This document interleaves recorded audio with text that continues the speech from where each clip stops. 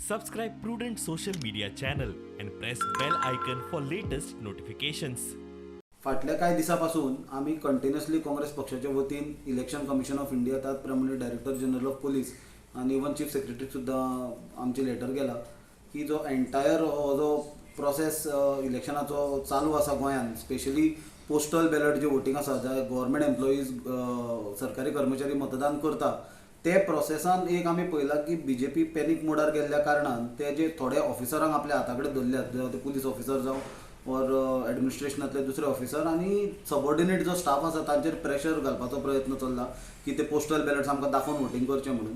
So Congress पक्षाच्या वतीन आमी कंटिन्युअसली कंप्लेन्स केल्या आणि आफ्टर अवर सेवरल कंप्लेन्स आज चीफ इलेक्टोरल ऑफिसराच्या ऑफिसान सुद्धा पब्लीक नोटीस इश्यू केल्या की ते जे वोटींग जे जाता पोस्टल बॅलट हे सेफ आसा म्हणून आणि ते कर्मचाऱ्याची आयडेंटिटी आणि तो वोट डिस्क्लोज जावचो ना.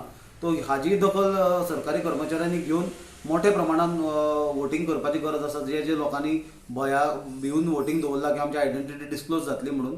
कित्याक एक गजाल म्हणल्यार हें सरकार बदलपाचें आसा तो भंय कोणें धरपाची गरजूच ना.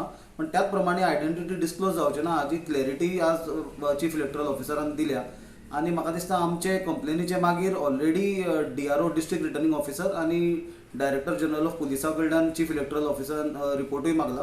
सो म्हाका दिसता जे ऑफिसर इंटरफेयर करताले एंटायर प्रोसेसान तांचेर स्ट्रिक्ट एक्शन जातले आणि हो प्रोसेस फ्री एंड फेअर जातलो इलेक्शनाचो.